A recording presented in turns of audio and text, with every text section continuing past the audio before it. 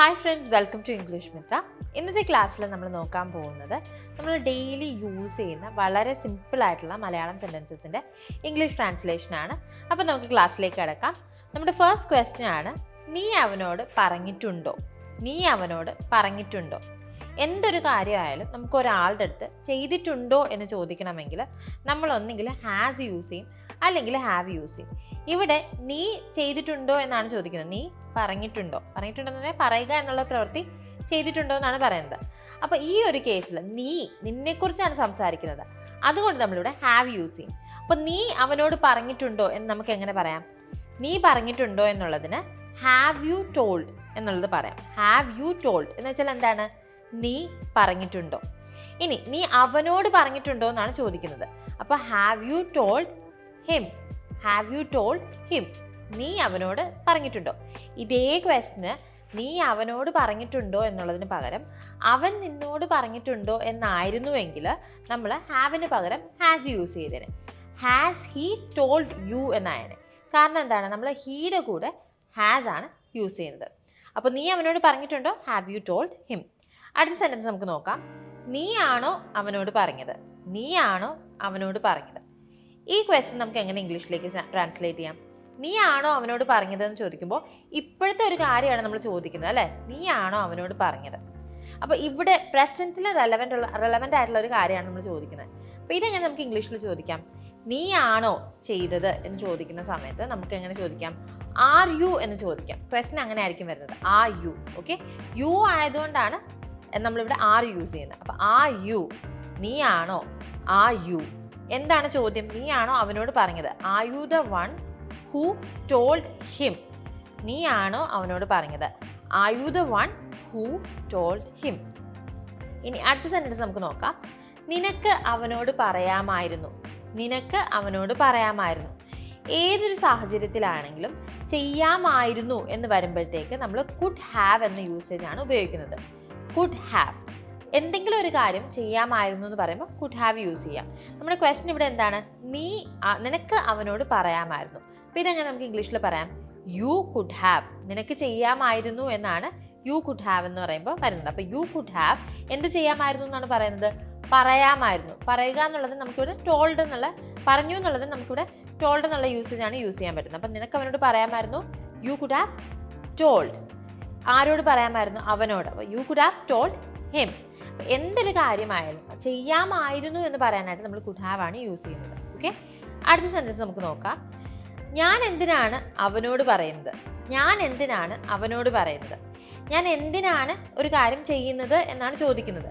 അപ്പോൾ എന്തിനാണ് ചെയ്യുന്നത് എന്നുള്ളതിന് നമുക്ക് വൈ ഷുഡ് എന്ന കോമ്പിനേഷനാണ് നമ്മൾ യൂസ് ചെയ്യുന്നത്. ഞാൻ എന്തിനാണ് അവനോട് പറയുന്നതെന്ന് എങ്ങനെ പറയും?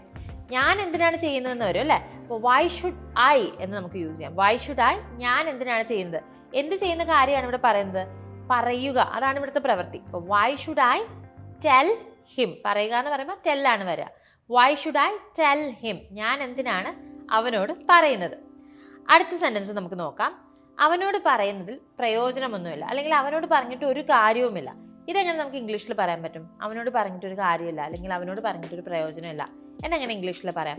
So there is no use telling him. ഒരു പ്രയോജനവുമില്ല എന്ന് പറയാൻ വേണ്ടിയിട്ടാണ് നോ യൂസ് എന്ന് പറയുന്നത്. നോ യൂസ് എന്ന് വെച്ചാൽ എന്താ? ഒരു പ്രയോജനവുമില്ല. അപ്പോൾ അവനോട് പറഞ്ഞിട്ട് ഒരു പ്രയോജനമില്ല എന്ന് എങ്ങനെ പറയും? There is no use telling him എന്നാകും. ഓക്കെ, ഇനി നമുക്ക് അടുത്ത ക്വസ്റ്റ്യൻ നോക്കാം. അവനതിൻ്റെ ആവശ്യമില്ല. അവനതിൻ്റെ ആവശ്യമില്ല. ഒരു കാര്യം നമ്മൾ നേരത്തെ പഴയ ക്ലാസ്സിലൊക്കെ പഠിച്ചിട്ടുണ്ട്. ഒരു കാര്യം ആവശ്യമുണ്ട് എന്ന് പറയാനായിട്ട് നമ്മൾ എന്താണ് പറയുക? നീഡ് എന്നാണ് പറയുക. എനിക്ക് വെള്ളം ആവശ്യമുണ്ട് എന്നെങ്ങനെ പറയും? ഐ നീഡ് വാട്ടർ എന്ന് പറയും, അല്ലേ? I need water. അപ്പോൾ ആവശ്യമില്ല എന്ന് എങ്ങനെ പറയാൻ പറ്റും? ഒന്നെങ്കിൽ നമുക്ക് ഡസൻ നീഡ് പറയാം, അല്ലെങ്കിൽ നമുക്ക് ഡോണ്ട് നീഡ് എന്ന് പറയാം. എപ്പോഴാണ് നമ്മൾ ഡസൻ നീഡ് യൂസ് ചെയ്യുന്നത്? ഹി, ഷീ, അല്ലെങ്കിൽ ഒരു വ്യക്തിയുടെ പേരൊക്കെ വരുമ്പോഴാണ് നമ്മൾ ഡസൻ നീഡ് യൂസ് ചെയ്യുന്നത്. അതുപോലെ തന്നെ ഡോണ്ട് നീഡ് എപ്പോഴാണ് യൂസ് ചെയ്യുന്നത്? ഐ, യു, അതുപോലെ ഒന്നിൽ കൂടുതൽ ആളുകളുടെ കാര്യമൊക്കെ പറയുമ്പോഴാണ് വി, ദേ, ഇങ്ങനത്തെ വാക്കുകളുടെ ഒക്കെ കൂടെയാണ് നമ്മൾ ഡോണ്ട് യൂസ് ചെയ്യുന്നത്. ഇവിടെ എന്താണ് സെൻറ്റൻസ്? അവൻ അതിൻ്റെ ആവശ്യമില്ല. ഹി, അവനെക്കുറിച്ചാണ് നമ്മൾ സംസാരിക്കുന്നത്. ഹി ആണ് ഇവിടുത്തെ വാക്ക്. അപ്പം ഹി ഡസൻ നീഡ് ദാറ്റ്, അല്ലെങ്കിൽ ഹി ഡസൻ നീഡ് ഇറ്റ്. അവൻ അതിൻ്റെ ആവശ്യമില്ല. ഹി ഡസൻ നീഡ് ദാറ്റ് എന്ന് പറയാം, അല്ലെങ്കിൽ ഹി ഡസൻ നീഡ് ഇറ്റ് എന്ന് പറയാം. നമുക്ക് അടുത്ത സെൻറ്റൻസ് നോക്കാം. ഇന്നലെ രാത്രി നീ പുറത്തായിരുന്നോ? ഇന്നലെ രാത്രി നീ പുറത്തായിരുന്നോ? ആയിരുന്നോ? ആയിരുന്നോ എന്നാണ് ഇവിടെ ചോദ്യം. ഓക്കെ, ഇന്നലെ രാത്രി നീ പുറത്തായിരുന്നോ? നിന്നെ കുറിച്ചാണ് ചോദിക്കുന്നത്. അപ്പം ആയിരുന്നോ എന്നാണ് ചോദ്യം. അപ്പം നീ ആയിരുന്നോ എന്ന് ഒരു ചോദ്യം വരുന്ന സമയത്ത് നമ്മൾ വേർ യു എന്ന കോമ്പിനേഷനാണ് യൂസ് ചെയ്യുന്നത്. നീ പുറത്തായിരുന്നോ? നീ കഴിക്കുകയായിരുന്നോ? അല്ലെങ്കിൽ നീ പഠിക്കുകയായിരുന്നോ? എന്ത് ക്വസ്റ്റ്യൻ ആണെങ്കിലും നീ ആയിരുന്നോ എന്നുള്ളൊരു ചോദ്യം വരുവാണെങ്കിൽ നമ്മൾ അവിടെ എന്താണ് യൂസ് ചെയ്യേണ്ടത്? Were you. അപ്പം നമ്മുടെ ചോദ്യം എന്താണ്? നീ ഇന്നലെ പുറത്തായിരുന്നോ? Were you out yesterday night. ഇന്നലെ രാത്രി പുറത്തായിരുന്നോ? Were you out yesterday night. അങ്ങനെയാണ് ചോദ്യം വരിക. അപ്പോൾ എപ്പോഴും നമ്മൾ ഓർത്ത് വെക്കുക, നീ ആയിരുന്നോ എന്നുള്ളൊരു ചോദ്യം വരുമ്പോഴത്തേക്ക് വേർ യു എന്നാണ് നമ്മൾ ചേർക്കേണ്ടത്. ഓക്കെ, സെൻറ്റൻസ് തുടങ്ങേണ്ടത് അങ്ങനെയാണ്. അടുത്ത സെൻറ്റൻസ് നമുക്ക് നോക്കാം. ഞാൻ നിന്നോടൊരു കാര്യം ചോദിച്ചോട്ടെ. ഞാൻ നിന്നോട് ഒരു കാര്യം ചോദിച്ചോട്ടെ, അല്ലെങ്കിൽ ഞാൻ നിന്നോടൊരു സംഭവം ചോദിച്ചോട്ടെ. എങ്ങനെ പറയാൻ പറ്റും? എങ്ങനെ നമുക്കത് ഇംഗ്ലീഷിൽ പറയാം? ചോദിച്ചോട്ടെ അല്ലേ? ചോദിച്ചോട്ടെ എന്നാണ്, റിക്വസ്റ്റ് ആണ്. അപ്പം നമുക്ക് ഒന്നെങ്കിൽ ക്യാൻ ഐ എന്ന് യൂസ് ചെയ്യാം. ഞാൻ ചോദിച്ചോട്ടെ, ക്യാൻ ഐ ആസ്ക് എന്ന് യൂസ് ചെയ്യാം. അല്ലെങ്കിൽ മേ ഐ ആസ്ക് എന്ന് യൂസ് ചെയ്യാം. ആരോടാണ് സംസാരിക്കുന്നത് എന്നനുസരിച്ച് നമുക്കിത് മാറ്റാം. നമ്മുടെ ഫ്രണ്ടിൻ്റെ അടുത്തോ അല്ലെങ്കിൽ നമ്മുടെ നെയ്ബറിൻ്റെ അടുത്തോ അങ്ങനെ നമുക്ക് അറിയാവുന്ന ഒരാളുടെ അടുത്താണ് സംസാരിക്കുന്നതെങ്കിൽ ക്യാൻ ഐ യൂസ് ചെയ്യാം. നമ്മുടെ സുപ്പീരിയറിൻ്റെ അടുത്തോ അല്ലെങ്കിൽ പ്രായത്തിൽ നമ്മളെക്കാട്ടി ഒത്തിരി മൂത്ത ഒരാളുടെ അടുത്തോ നമുക്ക് അധികം പരിചയമില്ലാത്ത കുറച്ച് പ്രായമുള്ള ഒരാളുടെ അടുത്തോ ആണെങ്കിൽ നമ്മൾ എന്ത് യൂസ് ചെയ്യണം? മേ ഐ യൂസ് ചെയ്യണം. അപ്പോൾ ഒരു കാര്യം ചോദിച്ചോട്ടെ, ഒന്നെങ്കിൽ can I ask you a thing എന്ന് ചോദിക്കാം, അല്ലെങ്കിൽ can I ask you something എന്ന് ചോദിക്കാം. ഏത് വേണമെങ്കിൽ നിങ്ങൾക്ക് ചോദിക്കാം. May I ask you a thing അല്ലെങ്കിൽ may I ask you something. ഇതിലേത് വേണമെങ്കിലും നിങ്ങൾക്ക് ചോദിക്കാവുന്നതാണ്. ഇനി അടുത്ത സെൻറ്റൻസ്, അവന് വേണ്ടി നീ ക്രിസ്മസിന് എന്താണ് വാങ്ങിയത്? അവന് വേണ്ടി ക്രിസ്മസിന് നീ എന്താണ് വാങ്ങിയത്? അവന് വേണ്ടി എന്താണ് വാങ്ങിയത് എന്നുള്ളത് നമുക്ക് ഒന്നെങ്കിൽ what did you buy for him എന്ന് ചോദിക്കാം, അല്ലെങ്കിൽ what did you buy him എന്ന് ചോദിക്കാം. ക്രിസ്മസിന് എന്താണ് വാങ്ങിയത് എങ്ങനെ ചോദിക്കും? What did you buy him for Christmas. ഇതാണ് കറക്റ്റ് രീതി. What did you buy him for Christmas. ഇവിടെ നമ്മൾ സ്ഥിരം ചോദിക്കുന്ന ഒരു കാര്യമാണ്, നീ അവന് വേണ്ടി എന്താണ് വാങ്ങിയത്? What did you buy him. What did you buy him, എന്താണ് വാങ്ങിയത് എന്ന് ചോദിക്കാൻ വേണ്ടിയിട്ടാണ് വാട്ട് യൂസ് ചെയ്തിരിക്കുന്നത്. What did you buy him. ഇനി ക്രിസ്മസിന് എന്താണ് വാങ്ങിയത് എന്നുള്ളതിന് പകരമാണ് നമ്മൾ ഫോർ ക്രിസ്മസ്. ഇതിപ്പോൾ ഓണം ആണെങ്കിൽ what did you buy him for Onam, what did you buy him for his birthday, അല്ലെങ്കിൽ what did you buy him for his anniversary. അങ്ങനെ എന്താണോ, ഏത് ഒക്കേഷനാണോ അതനുസരിച്ച് നിങ്ങൾക്കിത് ചേഞ്ച് ചെയ്ത് കൊടുക്കാം. ഇനി അടുത്ത ചോദ്യം നമുക്ക് നോക്കാം. ലാസ്റ്റ് ക്വസ്റ്റ്യൻ ആണ്. ഞാൻ ഇനിയും ഒരു 10 മിനിറ്റ് കൂടി കാത്തിരിക്കാം. ഞാൻ ഇനിയും ഒരു 10 മിനിറ്റ് കൂടി കാത്തിരിക്കും, അല്ലെങ്കിൽ ഞാൻ ഇനി ഒരു 10 മിനിറ്റ് കൂടി കാത്തിരിക്കാം എന്നെങ്ങനെ പറയാൻ പറ്റും ഇംഗ്ലീഷിൽ? നമുക്ക് ഇങ്ങനെ പറയാം. കാത്തിരിക്കാം എന്നാണ് പറയുന്നതെങ്കിൽ I shall wait for you for another 10 minutes. ഒരു 10 മിനിറ്റ് കൂടി എന്ന് പറയുന്നതുകൊണ്ടാണ് 10 മിനിറ്റ്സ്. മിനിറ്റ്സ് മാറുന്നതനുസരിച്ച് നിങ്ങൾക്ക് മാറ്റി യൂസ് ചെയ്യാം. I will wait for you for another hour എന്ന് പറയാം, അല്ലെങ്കിൽ I wait for you, I shall wait for you for another half an hour എന്ന് പറയാം. എന്താണെങ്കിലും നമ്മൾ എത്ര സമയമാണെന്നുള്ളത് അവസാനം പറയാം. അപ്പം I shall wait for you for another 10 minutes എന്ന് പറയാം, അല്ലെങ്കിൽ I will wait for you for another 10 minutes. രണ്ടും കറക്റ്റാണ്. ഇതിലേത് വേണമെങ്കിലും നിങ്ങൾക്ക് യൂസ് ചെയ്യാം. ഓക്കെ, അപ്പോൾ ഞാൻ നിനക്ക് വേണ്ടി കാത്തിരിക്കാം അല്ലെങ്കിൽ കാത്തിരിക്കും എന്ന് പറയുന്നത് ഭാവിയിൽ 10 മിനിറ്റ് കൂടി കാത്തിരിക്കാം എന്നാണല്ലേ, 10 മിനിറ്റ് മുന്നോട്ടുകൂടി കാത്തിരിക്കാമെന്ന്.